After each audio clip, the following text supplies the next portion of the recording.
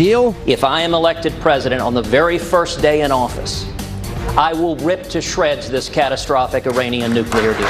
The outsider candidate joins us with more. And Jeb Bush tussled all night with Donald Trump.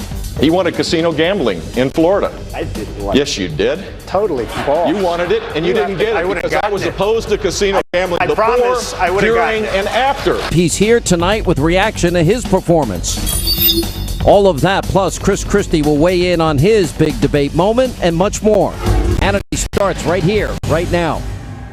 And welcome to Hannity Tonight. Fresh off another strong debate performance, Donald Trump is back on the campaign trail. Now, he hosted a town hall meeting in New Hampshire just a few hours ago. Here are some of the highlights. Always making speeches. I then, because we have to make our country great again, right? I love the vets. We have a lot of vets here tonight. In leadership, I win like forget it. Not even a contest. So much higher than everybody else, like 2 or 3, I don't know. You got all these cameras going, they can tell you. And we're going to do question and answer. And you can make them vicious, violent, horrible questions, even though you're sort of probably on live television. How many cameras are lit? Yeah, there's a lot of them. Every time I speak now, it's on live television. You know why? It's a very simple business, ratings. The other thing I want to just dwell on for 2 seconds, and you've heard, but we are going to build a wall at the border. We're going to build a wall. I'm going to make this wall so beautiful because when I'm gone, they're going to probably change the name to the Trump wall. I've got to make it beautiful. I've got to make it. Also tonight, Donald Trump was center stage at the second GOP debate. Let's take a look.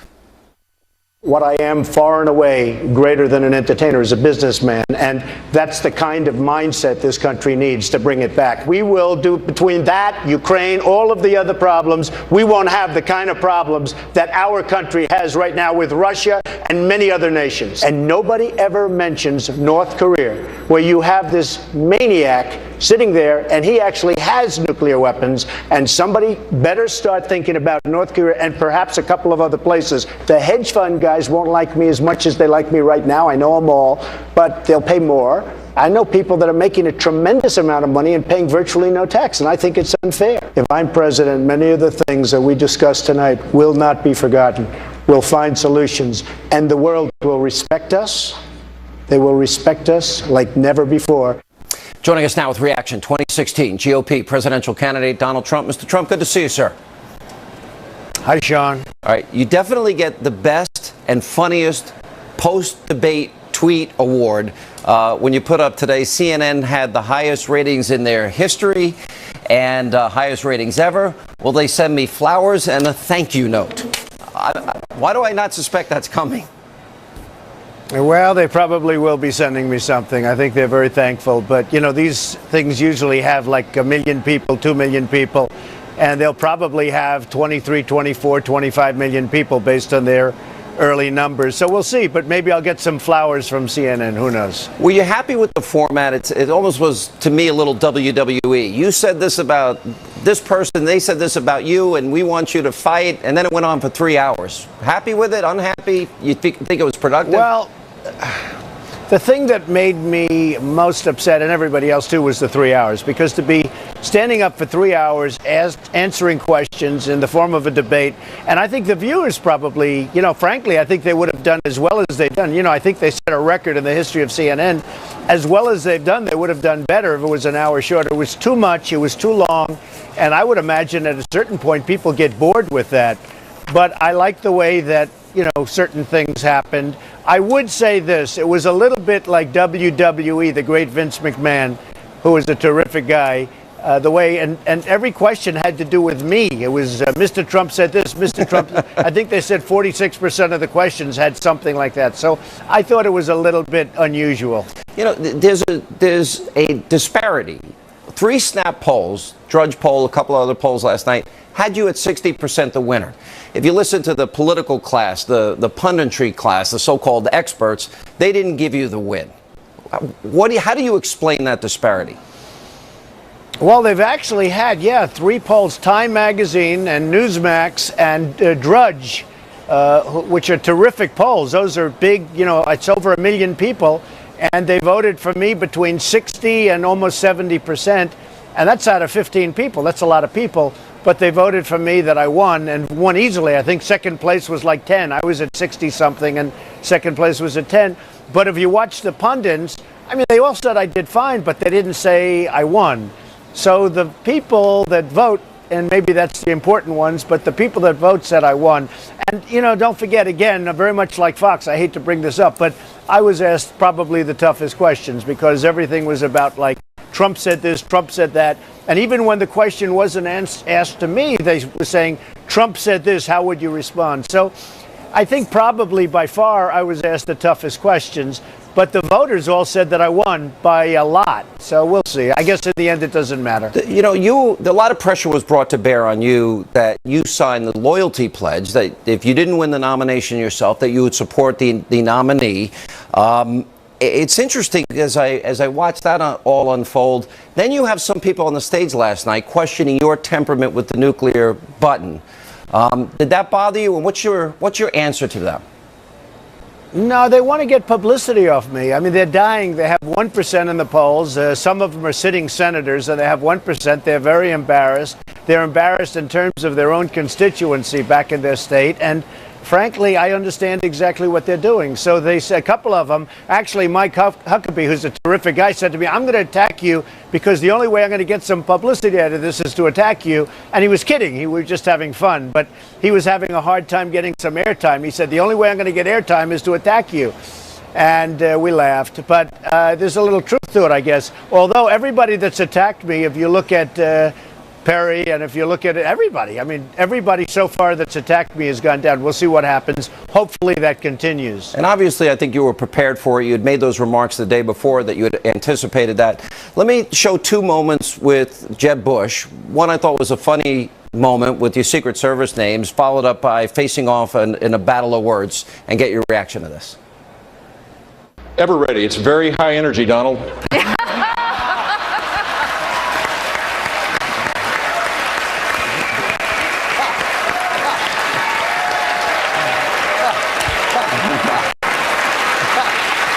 Mr. Trump? Humble. According to what you said on one of the talk shows, you got Hillary Clinton to go to your wedding because you gave her money. Maybe it works for Hillary Clinton. It doesn't work for anybody on this stage. I was a businessman. I got along with Clinton. I got along with everybody. That was my job, to get along with people. But the simple fact is... Excuse me. 1 second. No. I didn't want to... The simple fact is, Donald, you cannot take... More energy tonight. I like that. All right, both were pretty funny moments, but there's a serious side to this issue, and I've asked you this question before, and that is, you fully acknowledge the system is corrupt.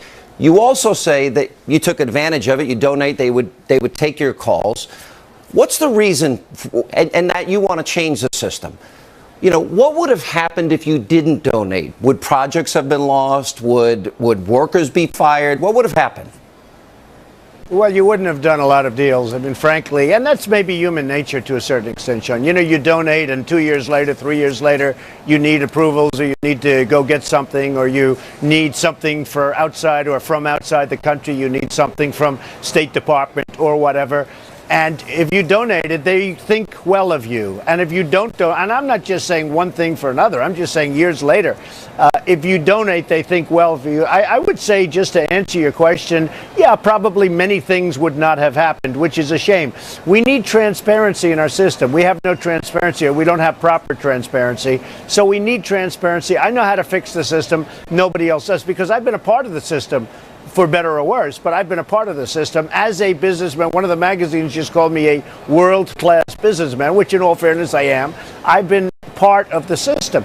So whether it's that, or whether it's taxes, or whether it's anything else, I've been such a big part of it. I'm the one that knows how to fix it, and fix it properly, so that we can really go to greatness from where we are right now as a country. All right, we're going to take a break. We'll come back more with Donald Trump right after this. Also tonight, we'll check in with other GOP presidential candidates, reactions from Senator Ted Cruz, Governor Bush, Governor Chris Christie, that and more tonight as Hannity continues. The new 2016 Mitsubishi Outlander has been completely redesigned with over 100 improvements. In fact, we changed so much, that one spokesperson couldn't do it justice. The Outlander's had some very impressive work done. The front wiper de-icer melt. The interior is exquisitely appointed. Quieter cabin. The dramatically transformed 2016 Mitsubishi Outlander, the most advanced CUV we've ever made, well equipped for under $23,000.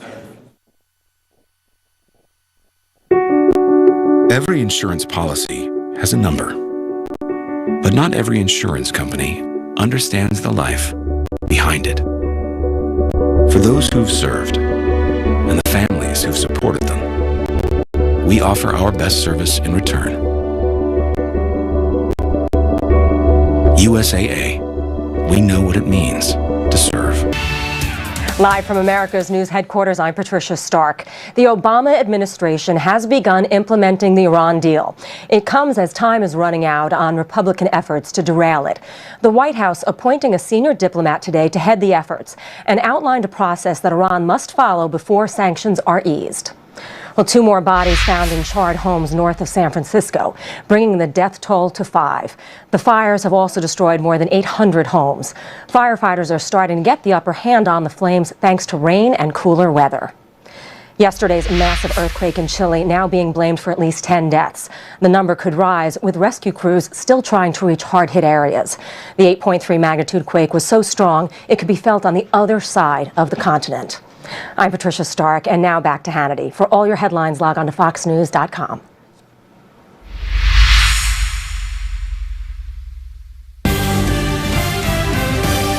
And welcome back to Hannity as we continue with 2016. GOP presidential candidate Donald Trump is with us. Last night there was a battle, got a lot of press, the matchup between you and Carly Fiorina. You said she's a beautiful woman.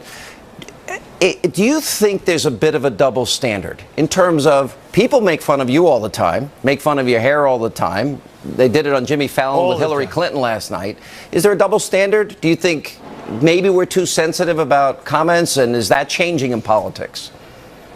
Well, it's not only a double standard, it's being politically correct. And if you say something nice about somebody, like last night I was very nice to her, and, some people thought I was being sarcastic and, et cetera, et cetera. But actually, if you look back at the records on Carly, she was brutal on Barbara Boxer. She was very nasty.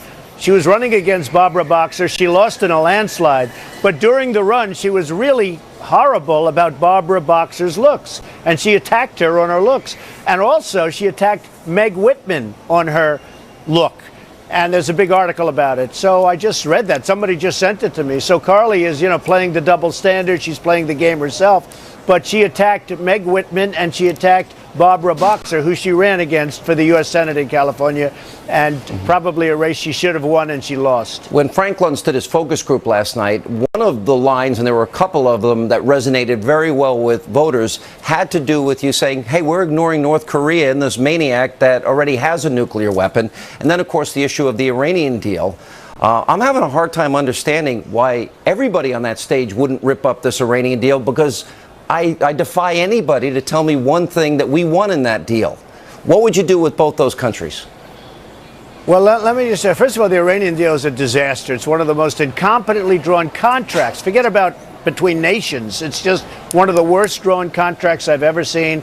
Even the fact that we don't even get our prisoners back. I mean, they have these 4 prisoners. We don't get them back, and they're great people, and there's no reason they should be there. But so many things, including 24 days. We don't have to discuss it because you discuss it every night.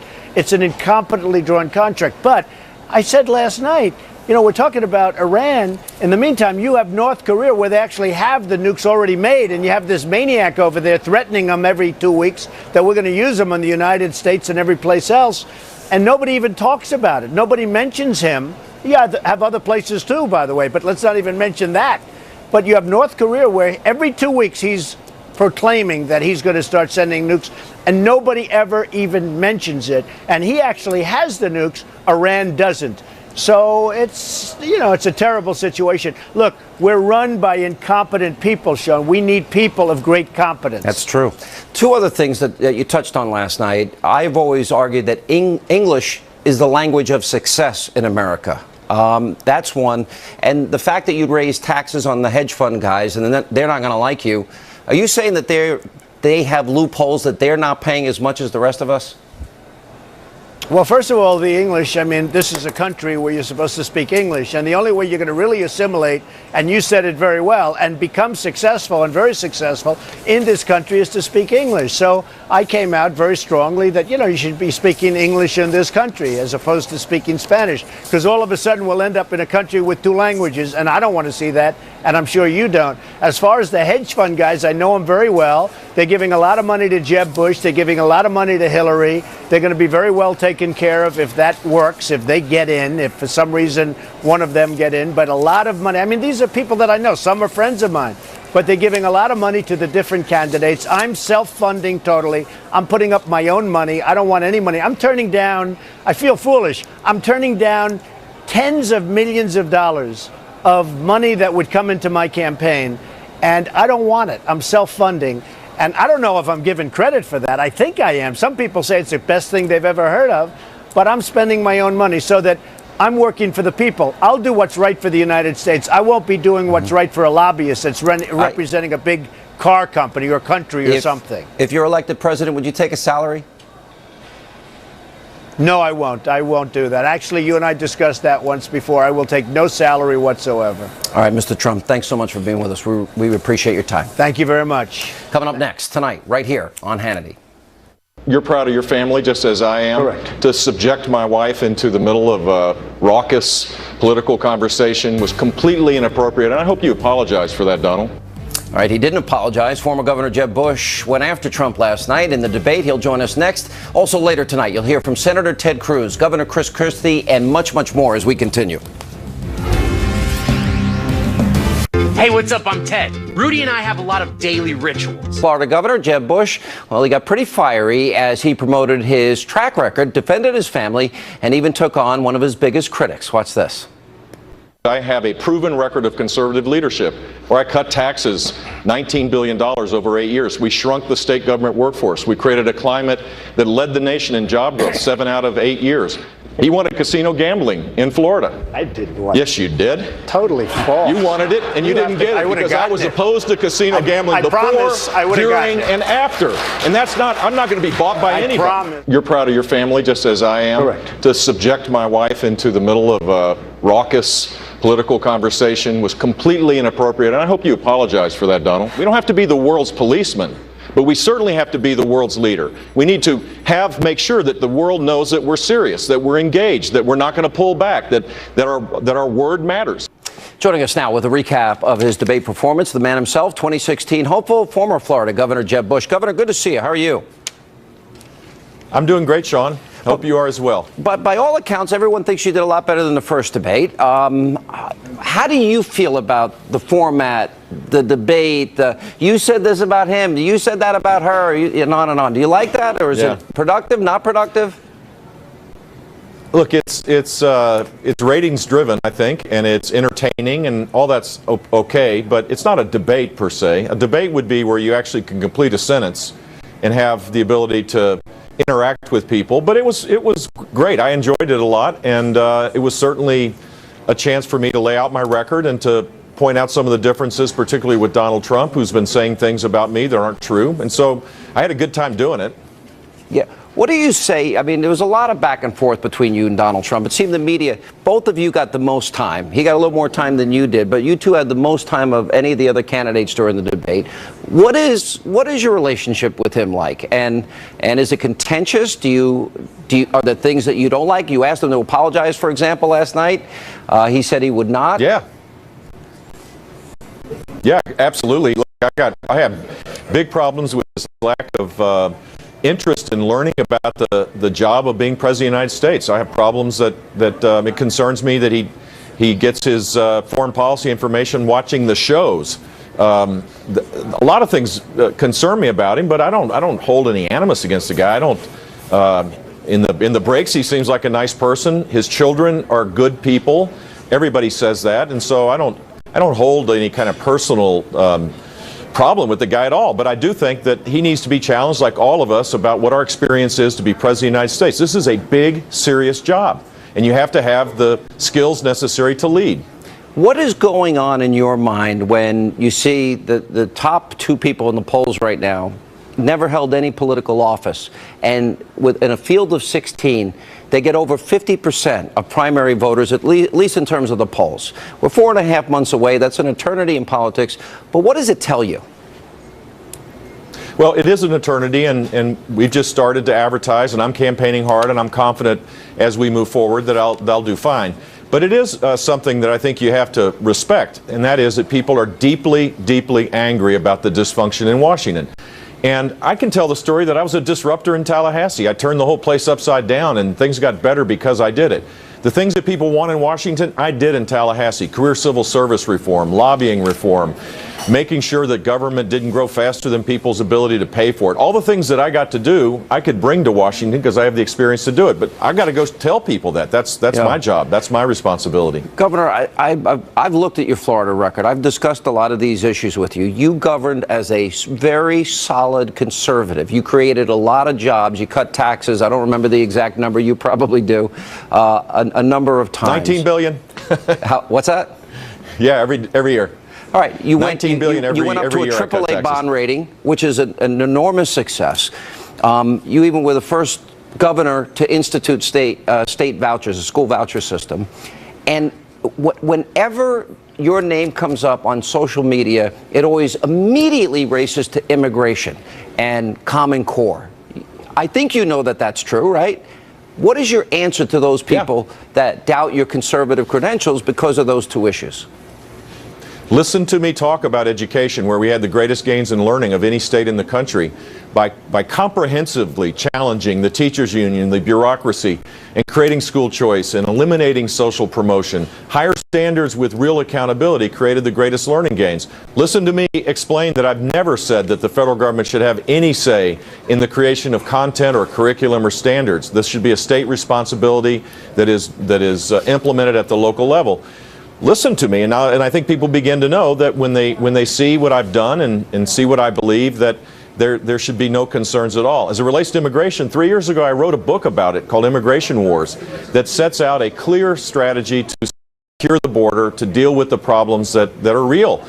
I get why people are angry. This administration is an administration that has done absolutely nothing to secure the border. And Obama's used this as a wedge issue. Yeah. Hillary Clinton wants to use it as a wedge issue. I think we need to get beyond that. Our intelligence agencies tell us that there is zero doubt in their minds that they believe that Syrian Iraqi refugees will be infiltrated by ISIS and Al-Qaeda. The president's bringing at least 10,000 into this country. Bad idea? It's a bad idea if there's no screening. And I for one, think that we should take every Christian Iraqi and every Christian Syrian who are in a situation right now that if they stay where they are, they'll be killed. That's the how do we ascertain the world that a Christian lives in the Middle East with Islamic terrorism? We have a duty, I think, to help people, but the best way to solve this problem is to lead the world in creating a third way, which is to eliminate ISIS from the face of the earth and to remove Assad so that there could be a stable Syria. It is a tragedy that 11 million people have been displaced in a country of 23 million, and 250,000 probably have died under the brutality of the Assad regime. What about Kim Davis? That came up last night. You said she must respect the rule of law. Yeah. Didn't her job description change, though? In other words, she was hired to do one job. That job description changed. She's obviously a person of deep faith and conviction and conscience. And the woman spent 6 days in jail. And, there's been talk about, I can't imagine that if somebody held a liberal position in government that they would lose their job or be sent to jail like that. They have a duty to enforce the law, and the law did change. But there's a way to have accommodations for someone that is clearly acting on her religious conscience. It was clear when last Monday morning, when she spoke from her heart. There's a deep abiding faith there. This isn't made up. And the First Amendment protects her right to have a conscience based on a set of values that comes from her. In her case, her belief that Jesus is her Savior. And I think there ought to, a big, tolerant country like ours, we ought to find some accommodation. It may require the Kentucky legislature to change the law, but it ought to be done. This is something that can be worked out in Kentucky and every other place where it plays out. What we shouldn't do, though, is to say you can't have religious conscience. As Hillary Clinton has said, basically, you can have your religious views in the church pews or at your home, but don't act on those views in the public square. That is a violation of the First Amendment of our of our Constitution. Governor, thank you for being with us, and congrats on a good night last night. Coming up next tonight here on Hannity. If there's anyone up here who would be bound by this catastrophic deal with Iran, they're giving up the core responsibility of Commander-in-Chief. Texas Senator Ted Cruz, he joins us next with reaction to his debate performance. And then later tonight, Governor Chris Christie, he'll join us right here in studio as we continue.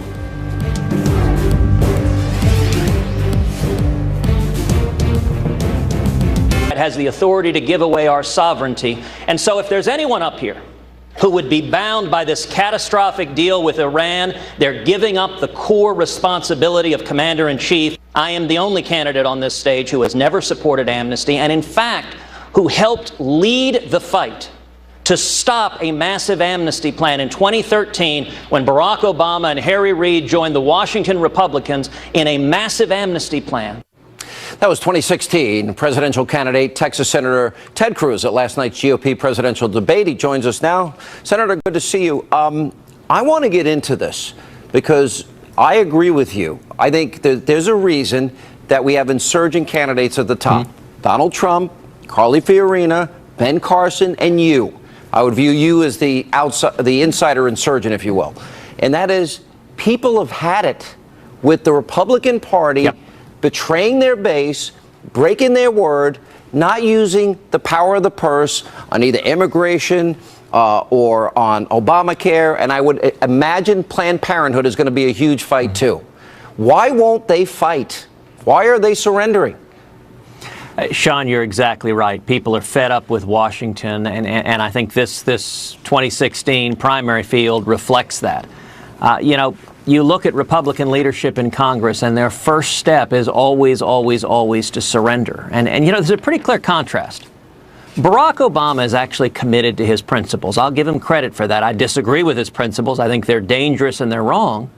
But he's committed to them. So Barack Obama tells Congress, if you don't fund 100% of Obamacare, I, Barack Obama, will veto funding for the entire federal government.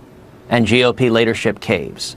Barack Obama says, if you don't fund 100% of my illegal executive amnesty, I'll veto funding for the entire federal government. And GOP leadership caves.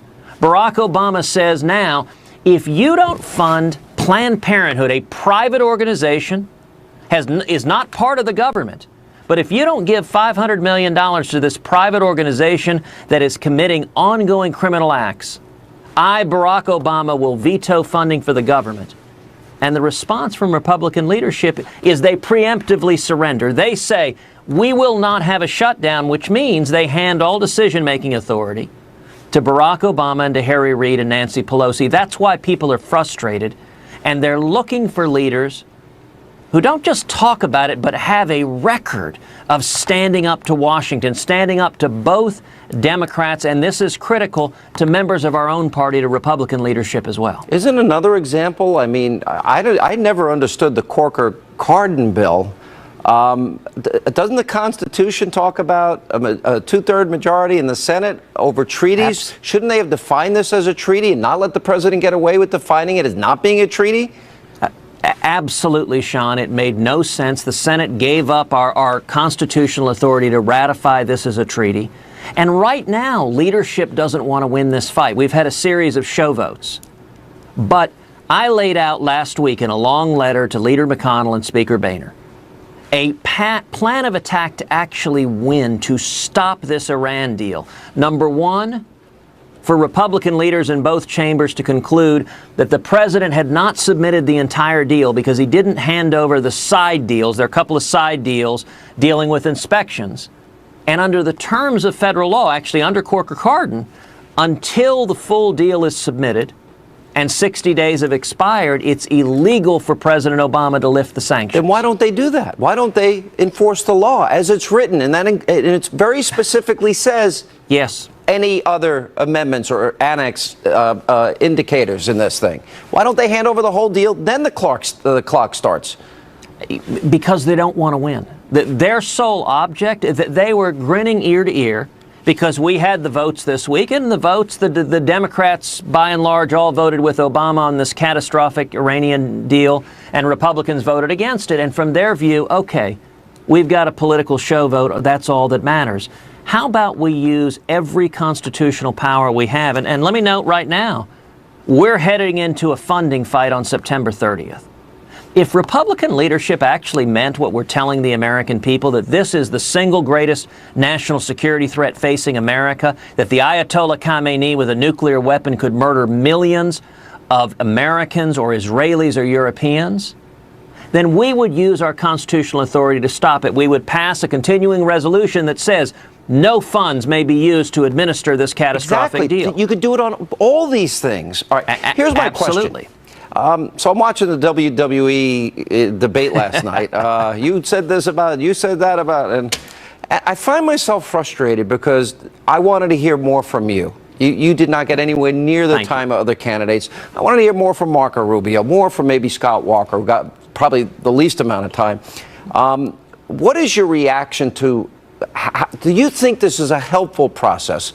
Would you do it differently?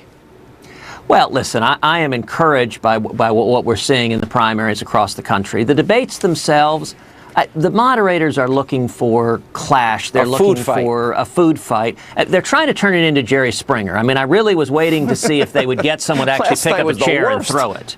I was waiting for a chair to go flying. Here's what I want. How do you are viewed as an insurging candidate? Mm-hmm. How do you break through to that now top tier as you sit in the second tier right below in the top four? Well, you know, we're right now nationally, we're polling number 4 nationally. I'm number 3 in Iowa. We're polling near the top in both New Hampshire and South Carolina. You know, our focus is very much playing the long game. We're building a grassroots team. We have united conservatives on the ground, particularly in Iowa, New Hampshire, South Carolina, and then all through the Super Tuesday states, the so-called SEC primary. Our focus right now is on grassroots, number 1, and then fundraising. You know, one of the incredible things, the first debate we had on Fox News, in the 100 hours that followed that, we raised $1.1 million as people all over the country, they went to tedcruz.org, and they contributed.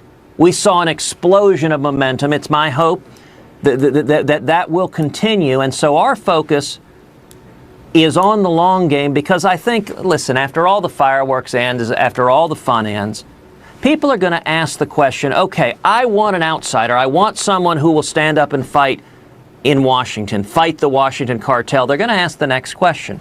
Who actually has stood up and fought the Washington cartel? And I think when it comes to record, there's a clear difference between campaign conservatives who suddenly discover they're against Planned Parenthood when they're running for president, and a consistent conservative who's been standing and fighting the fight.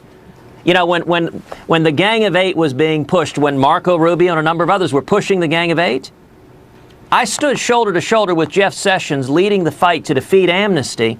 And if you look at the other folks on that stage, none of them were there as part of that fight, leading the fight to stop amnesty. So now they say they're against it. But when the fight was happening, when they had an opportunity to take on the Washington cartel, they didn't step up to the plate. And I think that's what primary voters are looking for, is someone they can trust, a consistent conservative, the same yesterday, today, and tomorrow. I hope I'm wrong, but I predict on the 2 issues we were discussing earlier, Planned Parenthood funding and on the conditions for the release of funds to Iran, I don't think they're going to make it. I think they're going to cave. And I think this is just going to fuel conservative anger, justifiable anger in my view. But Senator, good to see you. Thank you so much for taking time to be with us. Thank you, Sean. God bless you. Appreciate it. And coming up next, right here tonight on Hannity. For the 55-year-old construction worker out in that audience tonight who doesn't have a job, who can't fund his child's education, I got to tell you the truth. They could care less about your careers. They care about theirs. Let's start talking about that on this stage. Big talked about line from last night's debate. We'll check in with Governor Chris Christie in studio. Coming up next. This program is brought to you by Mercedes-Benz, the best or nothing. It's intelligent enough to warn of danger from virtually anywhere. It's been smashed, dropped, and driven. It's perceptive enough to detect other vehicles. Forth about the history of Donald and Carly's career. For the 55-year-old construction worker out in that audience tonight who doesn't have a job, who can't fund his child's education, I got to tell you the truth. They could care less about your careers. They care about theirs. Let's start talking about that on this stage and stop playing the games. All right, that was 2016 Republican presidential candidate, the governor of the great state of New Jersey in last night's debate. Now, Christie's line struck a chord with viewers. Joining us now is the man himself, Governor Chris Christie. You don't look tired. 3 hours up there is a little rough. It was a lot. It was a lot, but we're all right. We're standing. I thought you had 2 really great moments last night, and I thought you had a great debate overall, and that was the consensus of everything that I read this morning. One was what happened there, but also when you started the debate, he said, pan away to the crowd. Are you better off than you were, 7 years ago? No, we're not. No, I mean, listen, and what I said exactly to these folks is like, do you think your children will have a better life than you have? Yeah. And that, Sean, is the sin, the biggest sin of the Obama administration. In 7 short years, they've stolen people's faith and their trust in the fact that their children will have a better life than them. And that's why I'm running for president, because I'm going to restore that. I got the feeling last night that you got your mojo back, that the Chris Christie, brash, funny, loving, you enjoy the spotlight. I do. You're very comfortable up there. I felt some other candidates were not as comfortable, so I felt like you really hit your stride last night. I felt good last night, Sean. I was on Megan's show, and she asked me, "What do you need to do?" And I said, "Listen, I just need to be myself." And I think that's sometimes easier said than done when you're in an atmosphere with 11 people in 3 hours. But we did it. Why do you want to steal my Social Security money? No, here's my argument. Yep. And I agree with you. There was never a lockbox. Yep. They stole our money. Yep. Okay. Why do I feel that means testing at this point, which, by the way, I understand the arguments, but isn't it really government stealing? It's my money, I paid it in, and the government will take it. Right. Well, here's the alternative. Yeah. The alternative is they're going to take the cap off the Social Security tax, and they'll steal it from you now. And they'll steal more from you now. So I'm gonna get ripped off legally by my government. And that's exactly right. And here's the thing. Yeah. I don't want to give this government another nickel. Because you know what? If they take the cap off the Social Security tax to fix the Social Security problem, you know what's going to happen? Yeah. They'll steal that money too. And then they're going to come to you 15 or 20 years from now when you and I are ready to retire. Yeah. And they're going to tell us we can't have it anyway. Let's belly up to the bar now and be honest about it. And you know what? For guys like you and I, who have worked really hard. Please. We do not want to compare W-2s, buddy. Right. But for guys like us, we've worked hard. This country's been great to us, too. I don't want people who have worked hard and played by the rules, that 55-year-old construction worker I was talking about last night, to have to choose between rent and heat and food when he retires. $5,000 median income decline since Obama's been president. It's outrageous, and that's why last night I was saying the things I was saying, Sean. You can't continue to talk about yourself. Leadership's not about me. It's about us. I think that's a good narrative. I think it's working for you. I'm sure you're going to continue that. Let me go to the immigration issue. And you said that you think that the Trump plan is unworkable.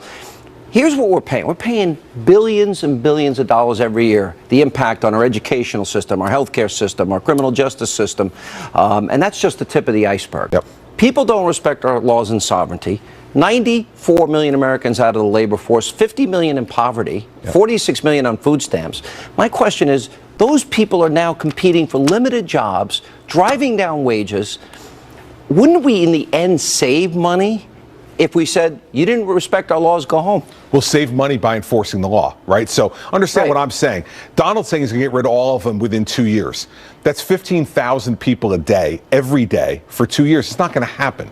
So what I'm saying is let's enforce the laws. Let's enforce the laws, Sean, in this way. Let's make E-Verify happen immediately. And anybody who employs someone who's here illegally will get double the fine. The fine will be double whatever they make off those folks. That's the way you'll dry it up, and then those people will leave on their own. But they're not going to leave. If what we're going to do is have a police state, we're going to round everybody up that way. I know this because I did this for 7 years. There are not enough police officers to do it. Can we hire more? We could hire a lot more. We're talking about 100,000 or more. I'm just trying to, if you do the math and how much it's costing the educational, criminal justice, healthcare system, I haven't run the numbers, but I've got to imagine that in the end we save money. You may save money over 30 years, but in the short term it's going to be huge. But here's the thing, we can do it an easier way.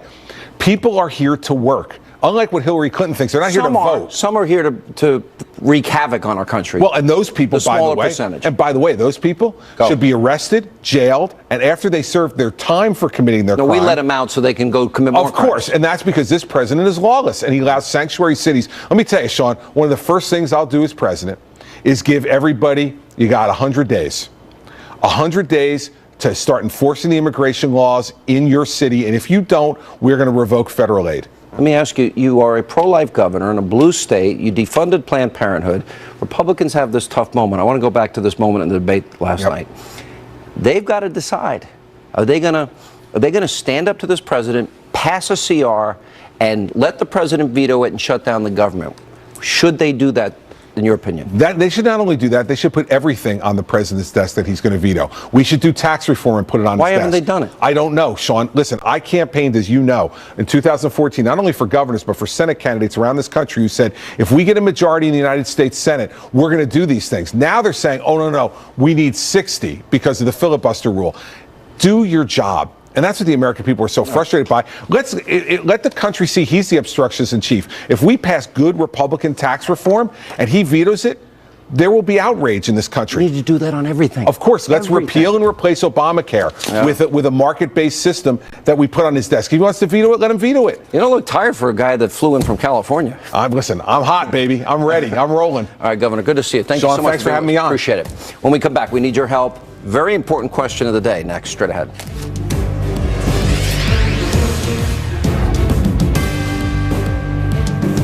This is the bold look of the new redesigned 2016 Mitsubishi Outlander.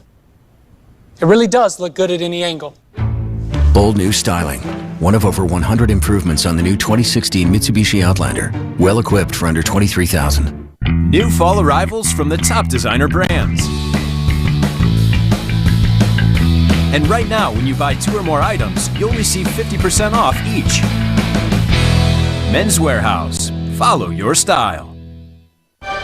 Introducing Ancestry DNA. A simple, affordable DNA test. Welcome back to Hannity, and it's time for tonight's question of the day. So who do you think won last night's debate? Just go to Facebook.com/Sean Hannity, at Sean Hannity on Twitter. Let us know what you think. That's all the time we have left this evening. Don't forget, set your DVR so you never miss an episode. We take attendance. It hurts our feelings when you're not here. Anyway, we'll see you back here tomorrow night.